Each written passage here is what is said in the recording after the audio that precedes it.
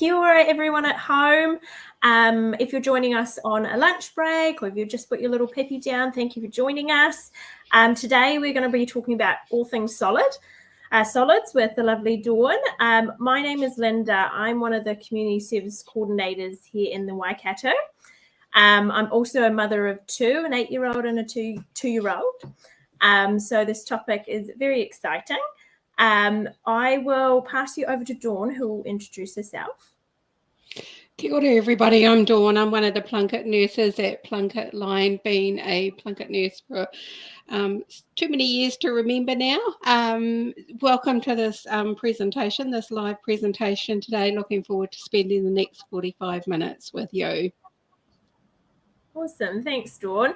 So to get us started, we do actually have 2 prize packs from Watties. Thank you, Watties. It's 2 baby bundles. They've got food pouches, a bit of equipment, I think a bib and the spoon, just to get you started on your journey if you're nearing to the starting solids kind of age. So to go in for the draw for those, you'll have to put in a little question in the comments box, and then we will answer them towards the end of our chat, and also reveal the winners for those. So there's 2 prize packs to win. So today we'll be discussing everything solids, when to start, how to start, signs you're going to look for pēpi, how to manage maybe being out and about, the foods to start with, how to progress from that stage 1, and how much, and all the ins and outs. And so we'll answer any other questions at the end. But I'll pass you over to Dawn to get us started, just probably around the main first question of when can baby start? What does that look like if there's a certain age? So what we know about this is the recommendations are solids at 6 months, but not before 4 months. So it's any time between that 4 months and that 6 months. And as we get further into this presentation, we'll discuss what those signs might look like of being ready for solids. And our reasoning around this 4 to 6 months is because when babies are born, they're born with enough iron and zinc stores to last them for those first 6 months. And then after that, they tend to deplete. So we need to start replacing those by offering complementary feeds into there. The important thing is one of the things to remember is, don't be influenced by grandparents and great grandparents, because things have changed a lot over the years, and we do know so much more about this. And so we know that for the first 4 to 6 months after a baby's born, they have enough. They are getting enough from breast milk or formula. So there is no need to start solids before that point in time. And that's so true. Even between my 2 kids having a 6-year gap, it's changed a wee bit, and so it's definitely something to think about.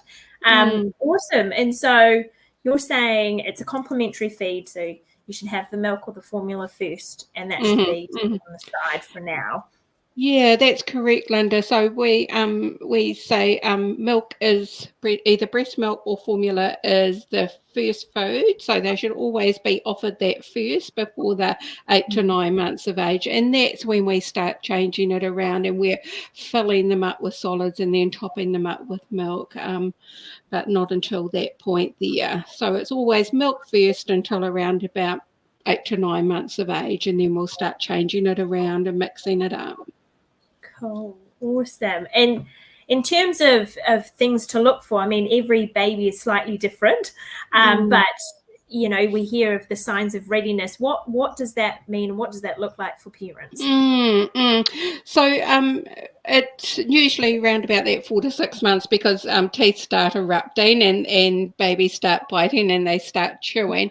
And so what that might look like with a baby is you might see them intently looking at you, move that spoon to your mouth. They might become really interested in what you're eating. You might see them doing some almost like mouthing, so that type of movements. Sometimes we see a little bit of a settling down of their growth progress at the time that they're getting ready, and sometimes we find that milk, that breast milk or that formula is not kind of lasting them that amount of time that it used to last them. So they're waking more hungry more often. So those are sometimes the signs. Babies do have to be ready, so they do have to be able to support themselves. They need to be upright to be having solids. Right. So that's good. So there's a couple of signs of readiness to look out for, and if you feel like you might see them, then perhaps that's kind of the start of that journey of starting solids. Then, cool. That's awesome. What I did miss in there, Linda, is that you'll put the spoon towards their mouth, and they'll actually open their mouth up as you put that spoon towards them, and then they might do some tonguing. So they'll take that food and move it to the back of their mouth. So those are another few signs of readiness as well. Oh, cool. Just, I guess, general curiosity watching us do it. Great. And so that brings us to probably the next questions of, we've done the signs, kind of roughly when to start. If you are seeing those signs, and then kind of getting started on your journey. I think most people, when they start, might be a little bit like, where do I begin? What foods should I introduce? So maybe we could talk a bit about that, what foods to perhaps start on, how frequent that can be. Sure. So what we'd suggest is that you might start your solids kind of like mid-morning-ish, so usually around about 10 or 11 for that first solid. So we only start with one solid at a time, and then we build that up until they're having 3, and we will talk about that further into this presentation on how to do that and how that works. So usually around about 10 a.m., 11 a.m., and then we sorry, I've just lost my train of thought there. So offering it around about 10 to 11 a.m. Some of the first foods that we might be offering are some of the things that you'll find at the supermarket, your iron fortified cereals and things like that.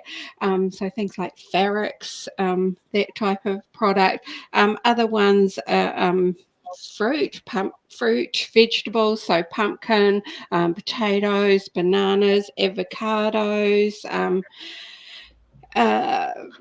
pears, peaches, all of those types of things. And it's a smooth, runny consistency. And what you'd be looking at is kind of like starting with about 3 teaspoons at a time and building that up. It is just one solid, usually around about every 3 to 4 days is what's suggested before we change it. There's some really good information about, and there's a calendar on how to do this on the Kids Health website. So kidshealth.org.nz is a really great resource. If you put solids into their search bar, it's going to bring up some really good information, including like the little posters that you can get from your Plunket nurse, your Watties posters and things. So they have that there on the Kids Health website. They also have this little calendar around how to introduce solids and how to increase the solids as well, and some suggestions around that. So it's one new food every 2 to 4 days. And the reasoning around that is you're kind of like looking for reactions to any solids that they might have. So you might, for example, you might start off with 3 teaspoons of the baby cereal, and then you might go, oh yeah, they're fine on that after the first 3 days. And then you might go, oh, I might try adding something else to that, like 3 teaspoons of pears. And once you know that they're okay on that, then you can progress and add something else. Go from there, yeah. I guess it's quite good to keep a bit of a document or a journal or something handy to write it in, because I know as a mum sometimes you can't, through the time goes so fast. What day was that? So probably keep a notepad in the kitchen. It is quite handy. Oh, great. Okay, awesome. And then we've kind of talked about what to start with. You've talked about the whole iron and everything. Is there any things that people can refer to with how to try and get iron into their solids as well? So that, again, there's some really good resources out there. New Zealand Beef and Lamb provides some good resources around iron and iron needs in babies and little ones. You're looking on the packaging for iron fortified is what it usually says as well. Oh. And I think at the clinics we do have some of those booklets, the beef and iron, Mm, that give you mm, some recipe ideas as well that I've seen. So if mm. there's a place nearby you, hop into one of the clinics and see if they've got one there. Absolutely. And the Yeah, link will be provided as well in this chat as well for the New Zealand Beef and Lamb. cool. Awesome. So we've gone through kind of signs of readiness. If your baby's nearing to the 6 months, then perhaps time to start. If they're showing the signs of readiness, foods to start with, things to look out for in terms of the allergies. I think we do also have another talk that we've done on allergies. If you want to know more about that, anyone that's watching, there'll be a link we'll put in the comments for that goes further into that topic. If you're kind of really wanting to know a bit more about it, I guess probably from there, let's say we've just started baby on solids, six-ish months, and then how do we progress from solids up to the next stage 2? What does that look like? Stage 2 it usually comes around that 7-month mark, depending on when you've started. And so you start off with your 3 teaspoons, you build that up, and some babies will rocket away, and you're building up that one solid until they're having like around about half a cup to 3/4 of a cup at that first solid, and then you'll introduce your second one, and typically that's kind of like early evening type time. Excuse me. And then the last one to come in is usually like that breakfast one. So just build it up. Babies are really good at knowing when they've had enough. You know, they're not like us. If we find a nice packet of Tim Tams, that we might have a few more than what we really need. Babies are really good. They'll stop when they've had enough. They'll either shut their mouth, they'll turn their face away. They might become a little bit grizzly when you try and offer it to them. So you really can let your baby be the guide around as you're offering more. You know, some babies will polish off 3 teaspoons really, really quickly, and so then you'll progress to adding, you might increase it to like 3 tablespoons, and let that be your guide. Let your baby guide you around that, because they are really good at telling you when they've had enough. Yeah, that's definitely quite true. And so once they're up to that half a cup, then you can again progress on to offering that second solid in that early afternoon type time, usually between about 3 and 4. Okay, yeah. Is that just to allow it as well any sort of perhaps weird reaction or before that time? Absolutely, so that you haven't got a baby waking up because they're uncomfortable. Awesome. Oh, that's really good to know. And how about there's a question that we got asked, I think, about baby-led weaning. I mean, for myself, my daughter was very curious and got more involved with, well, more interested in wanting to touch and be more involved, whereas my son was very much a bit lazier and wanted to do purees for a while. And so if perhaps you've got a pēpi that is showing they are quite independent and want to try doing it themselves, what's kind of the advice around the baby-led weaning, or if someone's looking down that path?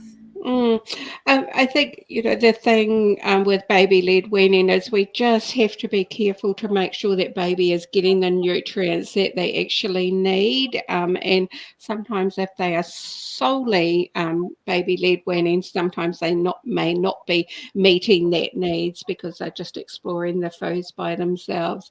But as time gets on, there's certainly a place where babies can have a lot more finger foods and things like that. So right. just be mindful with baby-led weaning as to whether baby is getting the actual nutrients that they need. So still referring to those booklets of beef and lamb, making sure they're getting the whole variety and things. One thing that we didn't cover around that offering those first solids is it's usually about 45 minutes after they've had their formula or their breastfeed.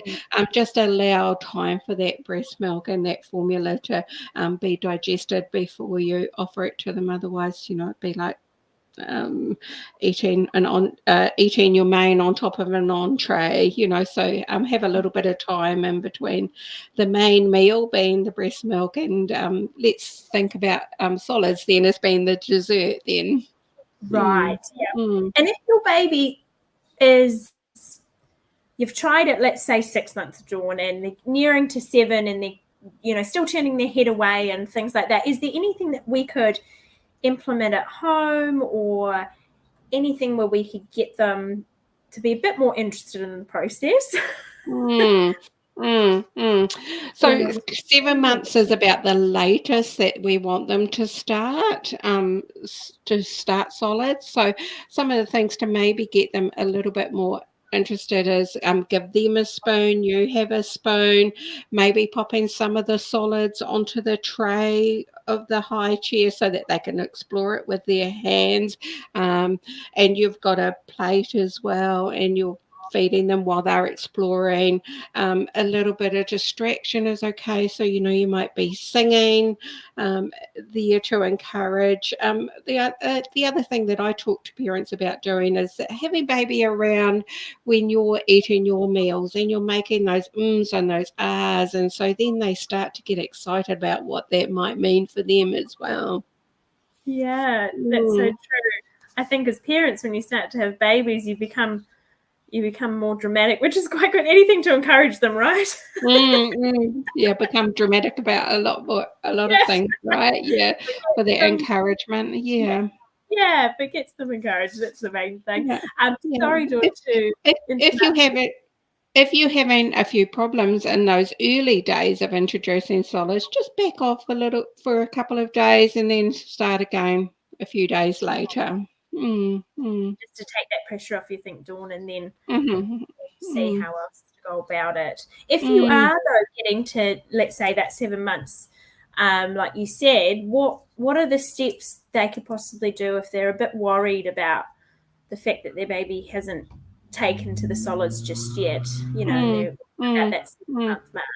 I think having a conversation with your Plunket nurse or calling Plunket line 24/7 where they're whereas your community Plunket nurse is not there 24/7, so you do have that access to Plunket line. So pick up the phone, call us, have a conversation with us, and hopefully we'll have some suggestions for you. And I think as parents, most of the work is done at night.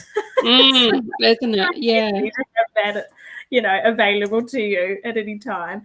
Sorry to interrupt you, Dawn. We do have a question. Would you be okay if I get into a few of those?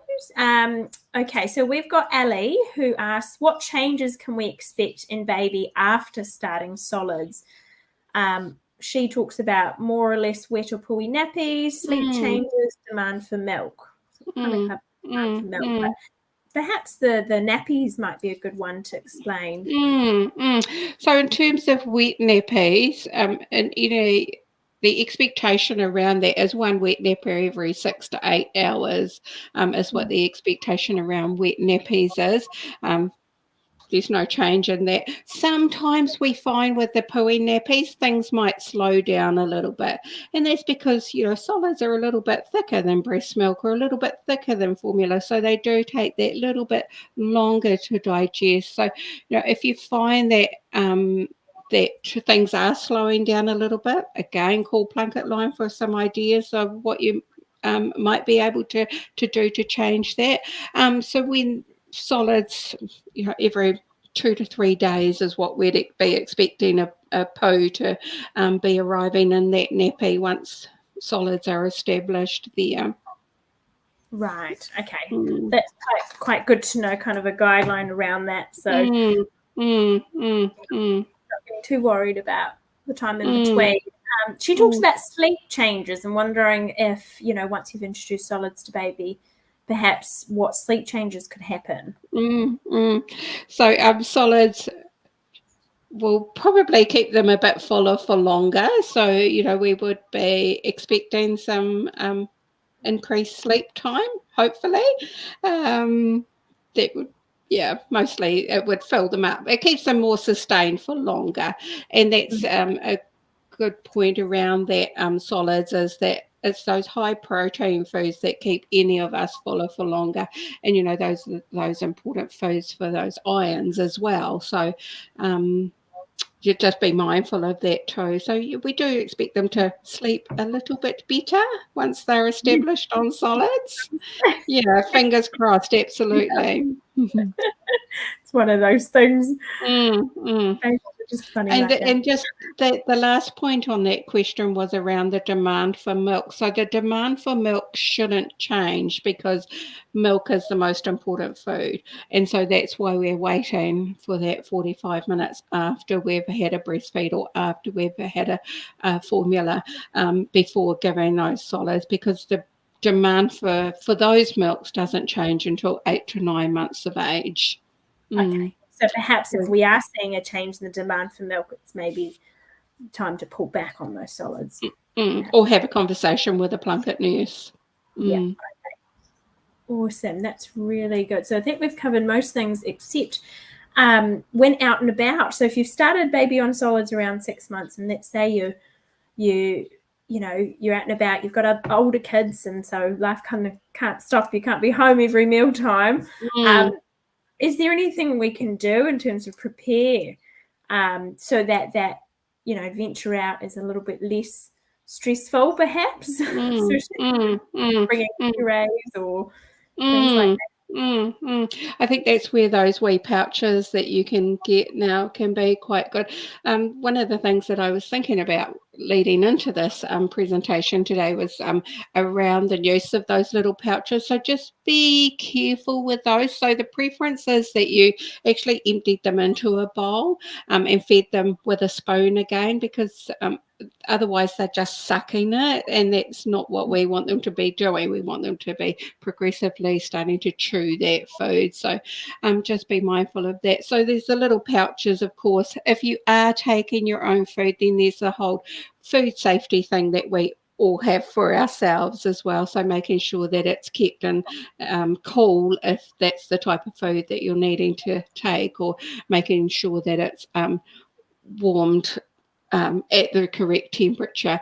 The one thing to bring in there is just that we don't suggest the use of microwaves to heat food, because the food is heated in the centre, and obviously the risk for burns from feeding that food is higher. So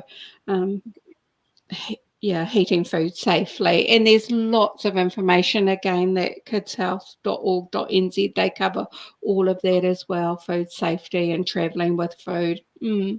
Right, yeah. So it's quite similar to us in terms of just making sure it's cold and brought in a thermos if it's hot and things like that. And I guess it is. And something to talk about just in there is that the sterilising of feeding equipment until 6 months of age, that has fairly recently changed. So feeding equipment needs to be sterilised until 6 months of age, and then after that we can just give it a good wash in soapy water, rinse it out, or pop it through the dishwasher. Right, okay. That's quite good to know then. And I guess for when you're out and about, so we talked about preparing for that, before you're going to go out and making sure you've got the meals and everything like that, the purees or whatnot. But I think also the mess, some people go, oh my gosh, the mess at that age. So I always found it handy to keep a spare towel in the car. So you can, if you're going to the park or anything like that, you just put a towel down, you can use that, or bin wipes and so having it in the car in a bag. A cloth in a Ziploc bag, a damp cloth in a Ziploc bag can always be really useful as well. I don't think most parents obviously just bring a pair of spare change of clothes, especially if your kids started daycare, so used to bringing a spare change of clothes everywhere. So it's probably something they're already doing. Awesome. Okay, so we've talked about out and about, how to progress to stage 2.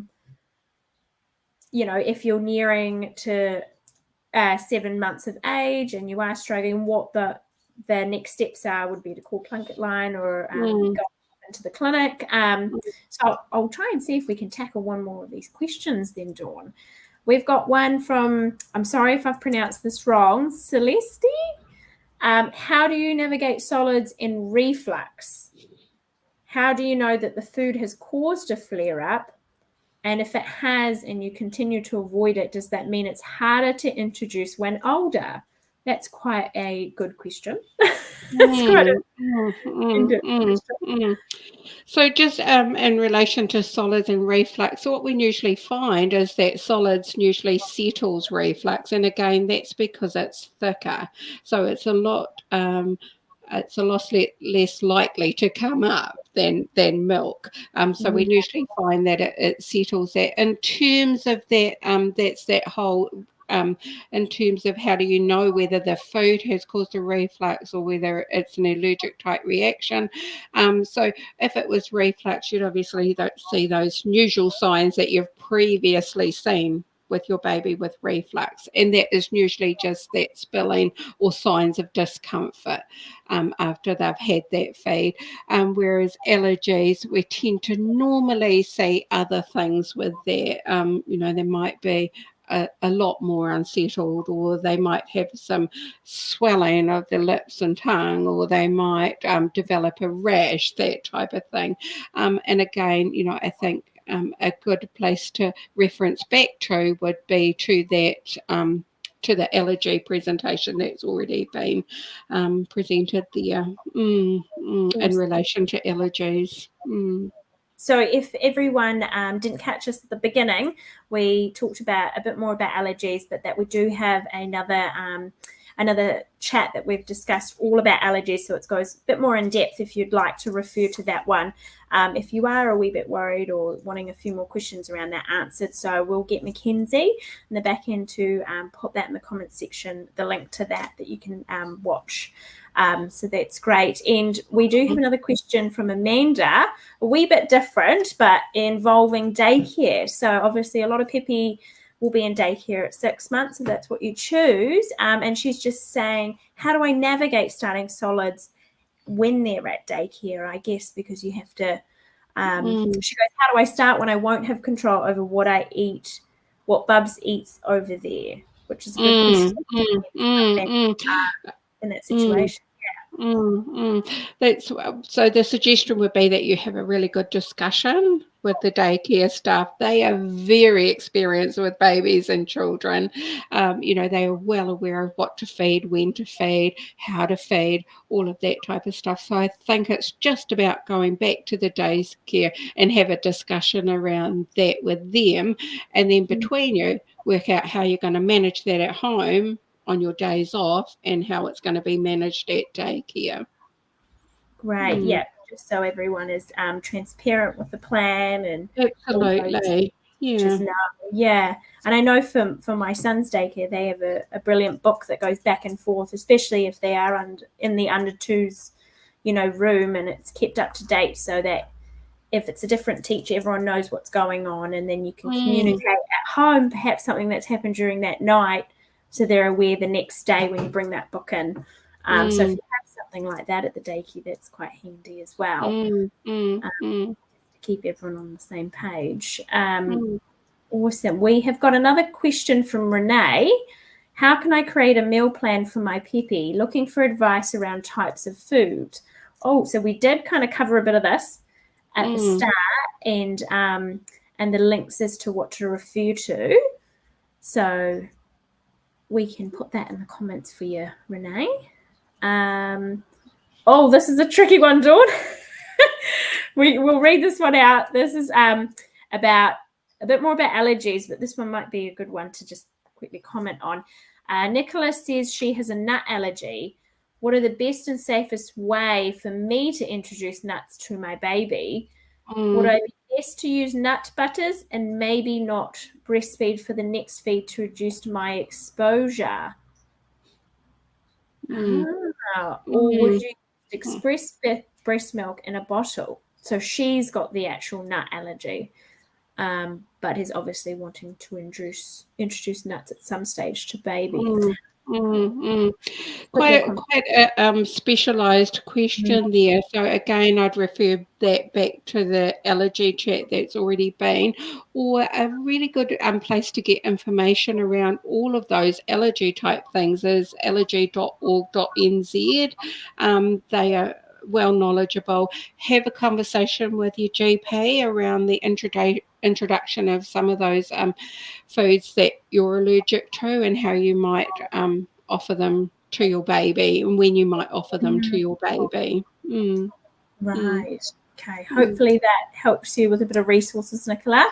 It's around that. On that note, actually, Dawn, I realised we hadn't mentioned, we talked about kind of how to introduce the foods, what foods possibly, but maybe we hadn't talked about the no-go foods for that age. There's an absolute no-go for these reasons. So the no-go foods are fats, sugar, salt, and honey. All of those things that we know makes food taste so good, right? So baby doesn't need to know about those tastes. Because honey shouldn't come in until after 12 months of age, and that's because there is a risk of botulism from honey with the immature gut system. Right. Okay. So that's definitely a no-go. No. Yeah. No honey until after 12 months of age, and some of those other things they really don't need them anyway. None of us need fat, sugar, or salt really. So just trying to avoid those types of things for quite some time. So that's where we could talk about, family meals. So if you're preparing your meal, you would take out what you would use for baby, which you'd probably possibly give them the next day. Take it out before you add those things to it. Yeah, that's a good one to remember. Does that make sense, Linda? Yes, definitely. Cool. Okay, so we've got, just looking through some of the comments. Eleanor asked, can we start solids earlier than 6 months if baby is showing an interest in food? And how do we know when it's right? So we kind of touched on this at the beginning in terms of more looking for the signs of readiness, which you've gone through, Dawn. But the next one kind of is an elaboration on Eleanor's question. So we've got Roche. How do you gently tell family to stop trying to introduce foods when they're not ready?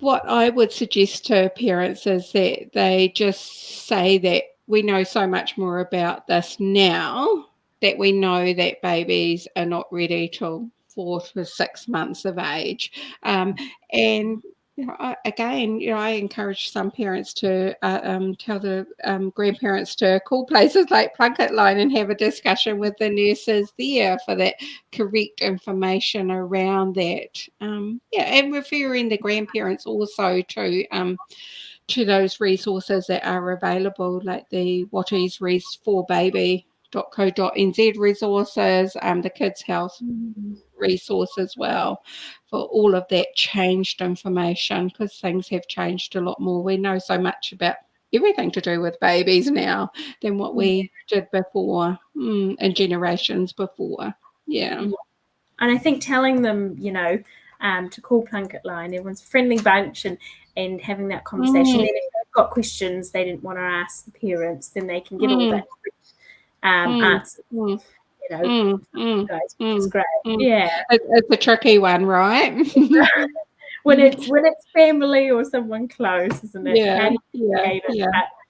But that's a great suggestion to try and keep things peaceful too.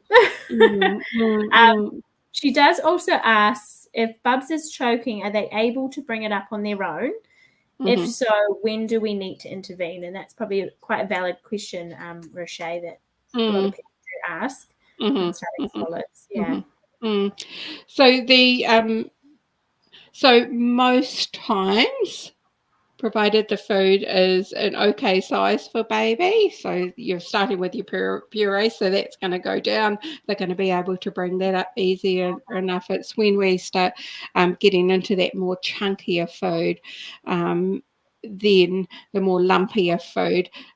If most of the time babies can bring that up, and if they're making a noise, then it's most likely that they're going to. But one of the things that you can do, so don't hook it out, because if you try and hook it, if you think your baby's choking and you try hooking the food out, you run the risk of pushing it down further. So just lifting baby up calmly, because it's a fairly intense situation, right? If you think your baby's choking, so calmly picking your baby up. And what I will do is, depending on the size of baby, is I will put them on my forearm, slightly pointing towards the ground. Just give them a little bit of a pat on the back there, see if that helps them out. Otherwise, the instructions around choking and baby on the back of your Well Child Health book. So having a look at that as well. Awesome. I think we've got some stuff on the website as well if you want to look into that. Clinics will do some face-to-face stuff around that if you want to feel a bit more confident when you're starting solids. So we've got another one. Oh, this is a good question. Dee has asked, can I use up frozen breast milk by adding it into the solids? And on average, how many grams times a day should we feed solids at the start? So we kind of covered that second half of the question, but perhaps that's tough. You absolutely can use frozen breast milk added to your solids to make it a little bit more pureed and a bit more gold standard as well, with that fantastic breast milk, as long as it's of course been stored correctly and within the time frames of being either stored in the fridge or freezer, depending on what type of freezer you have.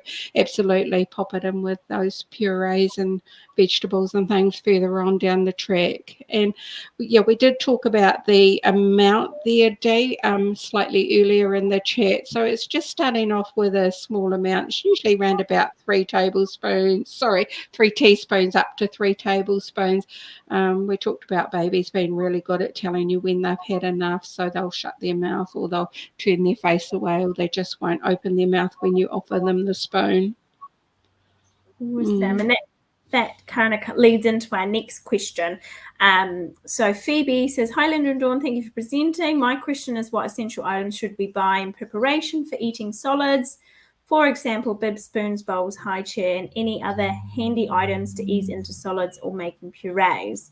So we kind of went into, having bibs available or rags and things like that, with wipes and spoons and stuff. But any other handy items to ease into making purees might be a good one. Because some people may go out and go, oh, I need steamers, I need this and that, or can you get by with what you've got at home, Most of the time you will get by with what you've had at home. Things like the NutriBullet, they make a really great puree to pop everything in your NutriBullet. Just a really good sieve, and pushing that in those initial times, pushing that food through a really fine sieve can be really good.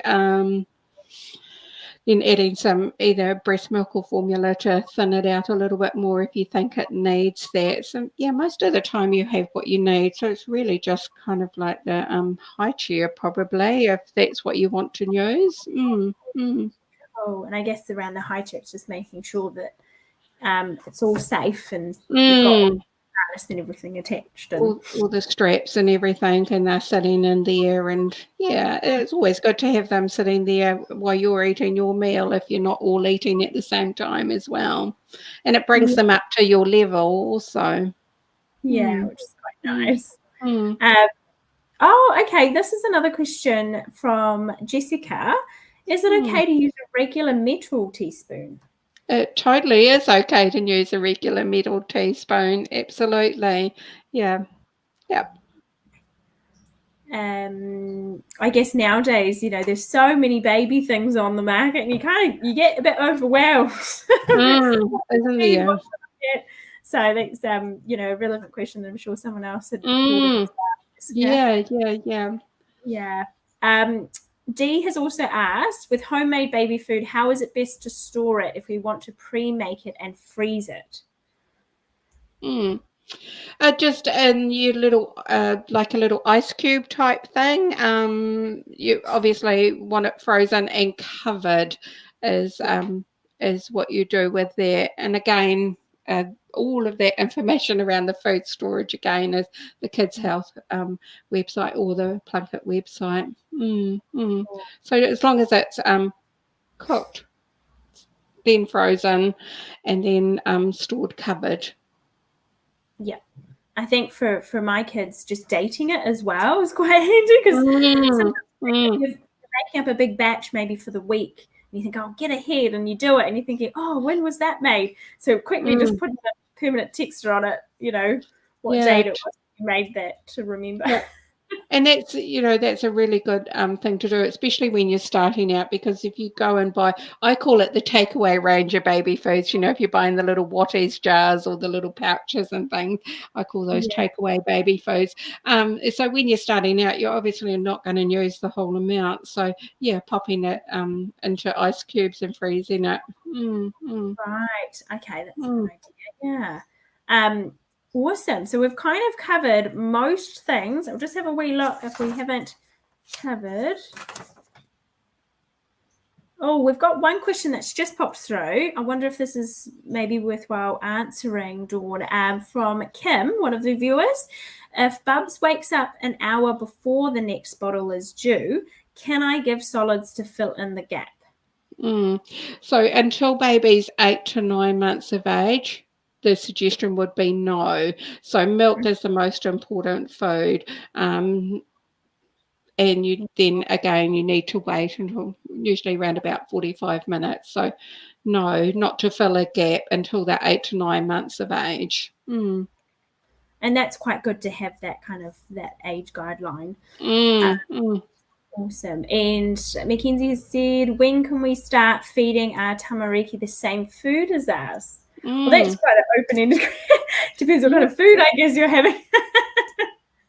Yeah, so mostly from the time that you start solids, so the same foods as you, and then you'd be taking out, I don't know, for example, if you were having roast chicken and mashed potatoes and carrots and something like that, then you just take out what you wanted to feed baby before you add those things that we know make food taste so good, like your butter and your sugar and your honey and your salt. And just prepare it for baby before you add those things. Right. And I remember with my daughter, we did that, and it's quite handy to get into a routine. You prepare your family meal, but just after that first step, preparing the vegetables or whatever, and before you add maybe the spices and stuff, you just Mm, take a bit of it out and go, okay, mm, that's stuff to mm, prepare. So it actually isn't, once you get into a routine, it can be quite easier. mm, mm, It's not mm. so much prepared two separate meals entirely. It might be good just to mention in there that baby is used to some of those tastes. If you're from a different culture, Mm. baby is used to some of those tastes that you might have been using during your pregnancy, or while you're breastfeeding. So those types of foods can come in there as well. It's just the fats, the sugars, the salts, and the honey that we need to avoid. But otherwise, they're used to those foods that you've been having. Mm. Great. We do have one question we haven't had before from Jessica. When can we start giving them water? Would this Mm. be after 12 months? Sorry, Or what was that? when can we start giving them water? Jessica's asked. Small sips of water around about the time of starting solids as well. Have it after meal times. Yeah, absolutely. Yeah. So you're not So talking like a bottle or anything. It's just this little No. Yeah, help. just they generally have small sips of water with their food. Oh, good question there, Jessica. We've had a question from Jodie saying, my 6.5-month-old has had bad constipation after starting solids. Baby rice and pumpkin so far, baby's had. Any advice, please, around that? So baby rice is quite a common one. So when you think about those kind of foods that might slow you up a little bit, it's kind of like the same for baby. And we have this thing where we go, I call it bum glue. So anything white, really. So, like your white breads, your rice, your potatoes, those types of things that might slow us up a little bit. So pumpkin is a fine one. So I'd suggest that you continued with your pumpkin. Try things like peaches, pears, kumara, those types of foods. And talking about fruits and things, you don't necessarily need to make your own. So you could go to the supermarket and buy a tin of peaches or pears and just rinse the juice off or rinse the syrup off and feed those to your babies if they're a little bit constipated. Oh, that's quite a good handy thing to know. So people go, oh, I might have to make it all from scratch. And how do you go about that with some fruits? Yeah. So, So it is quite common for things to slow down in the pooing department when they start establishing on solids. So just go for those foods that usually help you to go. But are within the age range, and a really good place to get that information is the 4Baby resources that your Plunket nurse will have them, or you can access them on the Kids Health website, or you could go to their website. Also listed in this chat on where to go to get these resources as well. Awesome. So I think that we have had some really good questions and really good answers, Dawn. Thank you. I'll just run through and see, have we covered most things? If there are any other questions that come through, we can try and answer them later. But do look in the comments, everyone, to see all the links that we've kind of mentioned, Dawn's mentioned, for extra kind of resources that you can refer to. And obviously that other chat that we've had around allergies and delving a bit more deeper into that one. But if we haven't got any more questions, we might see if we've got some winners for the prize pack thanks to Watties. We've got 2 baby bundles. They've got some food pouches and bottles and equipment, a bib and spoon in those baby bundles. So we've got 2 of them, which means there's 2 winners. And I will just have a wee look. We've got 2 winners. So if you are still watching, Caitlin Cadamole, I'm really sorry if I didn't pronounce that right. So it's Caitlin Cadamole is the first one. Could you please DM us to let us know how to get that to you? And then the other winner is Roche Harawa. So we will get those out to you guys. So please both DM us and we will get the comms team to get them out to you. Congratulations. Thank you everyone for joining. Thank you, Dawn, for all your expertise. And if anyone's ever in doubt, the Plunket line is great. You might even speak to Dawn on there 24/7. There it is up there for the number. So any day, anytime, give us a call on that number and a nurse will speak to you. But thanks everyone for joining us and hope everyone is going to keep well for the rest of the today. And how about you, Dawn?